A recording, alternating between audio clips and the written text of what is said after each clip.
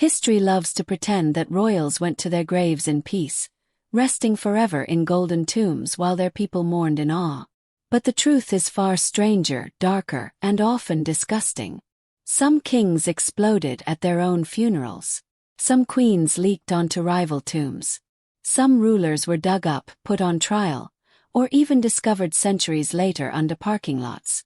These were the men and women who controlled nations, yet couldn't control what happened to their own bodies. Death humbled them in shocking ways. Welcome to the bizarre world of royal corpses that refuse to stay buried. For centuries people have been told that kings and queens left the world with dignity, lying peacefully in bed while courtiers whispered prayers and the nation mourned with grace.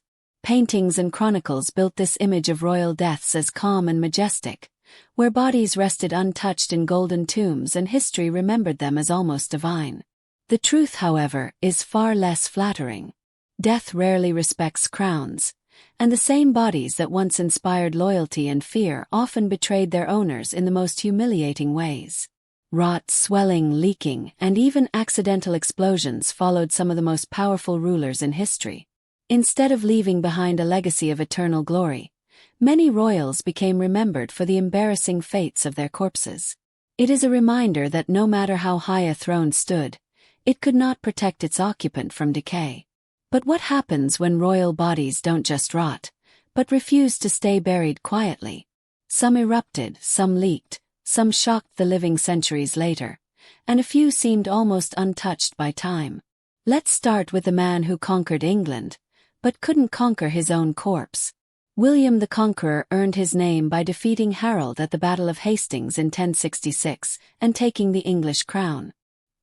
He reshaped the kingdom, built castles, and established a dynasty that changed Europe's balance of power. In life, he seemed unstoppable, feared by rivals and remembered as the man who forged a new England.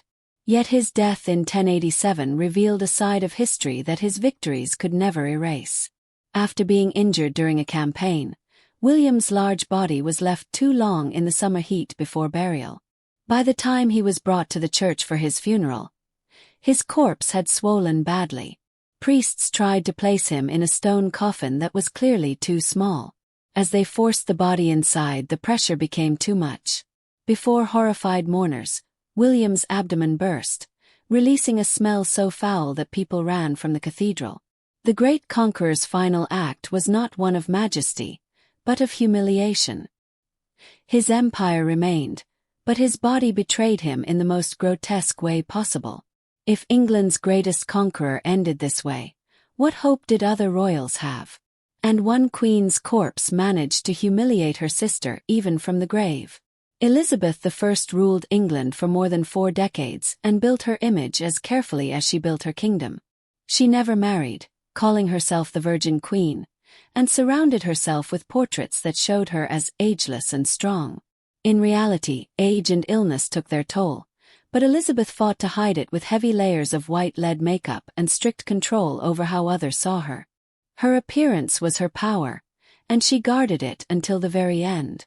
Yet after her death in 1603, her body undid the work of a lifetime.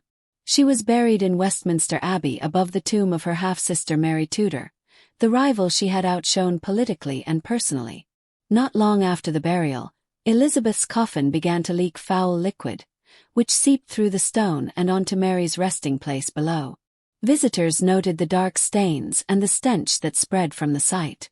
Elizabeth spent her life overshadowing Mary, only to stain her legacy in the end. Her obsession with image could not stop the indignities of decay. But some queens didn't rot at all. They remained eerily beautiful. Queen Louise of Mecklenburg-Strelitz, the wife of King Frederick William III of Prussia, was adored in her lifetime for her grace, kindness, and beauty. She died young in 1810 at only 34, leaving her kingdom mourning the loss of a queen who had become a symbol of hope during difficult times. Her burial was meant to mark the end of a brief but radiant life, yet her story did not end there. Decades later, her body was exhumed, and those present were stunned by what they saw. Unlike most corpses which collapse into decay, Louise's features were still clear, her face calm, and her body seemingly untouched. To some, it looked as though she was only sleeping, her beauty preserved as if death itself had respected her. Admirers whispered that this was a sign of her purity and saintly character, while others argued that natural burial conditions had created the illusion of incorruptibility. Either way, her corpse became almost as legendary as her life, strengthening her reputation as a queen who was too beautiful to rot. Where others decayed, Louise seemed merely asleep. But not every ruler was left in peace. Some were dragged back into court after death. Pope Formosus held the highest position in the Catholic Church, but his enemies were not satisfied with seeing him buried in 897. 9 months after his death, political rivals ordered that his corpse be dug up for what became known as the Cadaver Synod. The decaying pope was dressed again in full papal robes and placed on a throne in a Roman courtroom. Cardinals and priests sat before him, horrified, as accusations of corruption and misconduct were read aloud to a body that could no longer speak. To make the farce complete, a deacon was appointed to answer on the corpse's behalf. Unsurprisingly, the verdict was guilty. As punishment, the papal garments were stripped from his body, and the fingers he once used to give blessings were cut off. Finally, his corpse was thrown into the river Tiber as a symbol of disgrace. Yet even this did not end the story. According to reports, the body later washed ashore, still recognizable, which many saw as a sign of divine protection. Imagine a courtroom where the accused was 9 months dead. But while Formosus was disgraced, another emperor's corpse became a source of national pride. Napoleon Bonaparte, the man who once crowned himself emperor and bent much of Europe to his will, spent his final years as a prisoner on the remote island of St. Helena. Watched closely by the British, he died there in 1821, most likely of stomach cancer, though rumors of slow arsenic poisoning spread soon after. His enemies thought the world had seen the last of him, but nearly 2 decades later France demanded the return of its former ruler. In 1840, his coffin was opened in preparation for a state funeral in Paris, and those present were astonished. Instead of the expected skeleton or dust, Napoleon's body was found remarkably intact. His face was still recognizable. His hair clung to his scalp, and his uniform looked as though he had just returned from campaign. Some saw this as proof of his greatness, a sign that even death respected the emperor. Others argued that arsenic poisoning might have slowed decomposition, giving him an appearance of preservation. Whatever the cause, Napoleon, even in death, looked like a man merely taking a nap. But not every royal corpse was so lucky. Some were forgotten under a parking lot. Richard III, the last king of the House of York, met his end in 1485 at the Battle of Bosworth, a defeat that ended his reign and the Wars of the Roses. His body, stripped and humiliated by his enemies, was given only a hasty burial in a friary in Leicester. No grand tomb marked the spot, and over the centuries the exact location of his grave was forgotten. For generations, Richard's memory lived on more in Shakespeare's dark portrayal than in physical history. That changed dramatically in 2012, when archaeologists made a discovery beneath an ordinary parking lot in Leicester. Excavations revealed a twisted skeleton with clear signs of scoliosis and multiple battle wounds, confirming the remains as Richard III. The find not only solved a centuries-old mystery but also forced people to look again at the maligned king. From a forgotten grave to front-page headlines, Richard clawed back his place in history. And he wasn't alone. Many rulers' remains continued to resurface, shocking the living. Royal graves across Europe have often refused to stay closed. Charles XII of Sweden, killed in 1718, was exhumed in the early 20th century so investigators could examine his skull and decide whether he had been shot by an enemy or betrayed by one of his own. Catherine de' Medici, the powerful Queen Mother of France, was buried in St. Denis, but wars and political turmoil led to her remains being disturbed and moved multiple times, stripping away the dignity she once commanded. In Russia, even the mighty Tsars were not spared.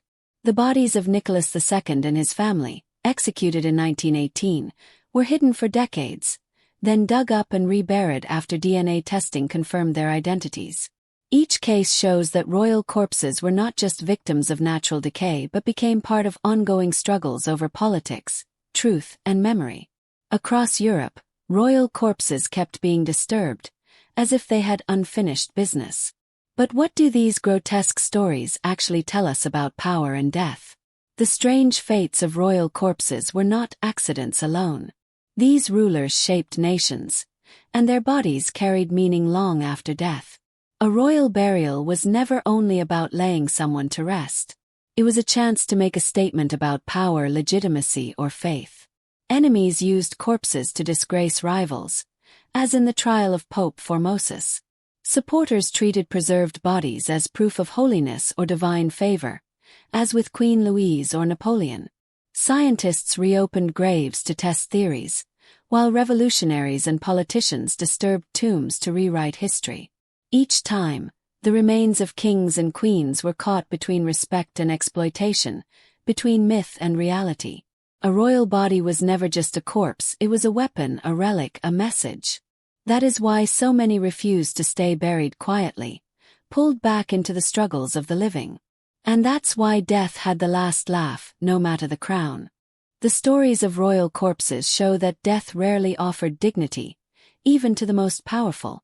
Some rulers were humiliated when their bodies swelled, burst, or leaked in ways that mocked their carefully built images. Others became legends because their remains seemed preserved against time, turning them into symbols of holiness or greatness. Still others were dragged back into history centuries later, unearthed from forgotten graves or exhumed to answer new political or scientific questions. Together these cases reveal that royal deaths were as dramatic as their lives, filled with accidents, mysteries, and unwanted afterlives. They remind us that crowns and titles cannot shield anyone from decay. In the end, every body is subject to the same forces, though some meet them more explosively than others.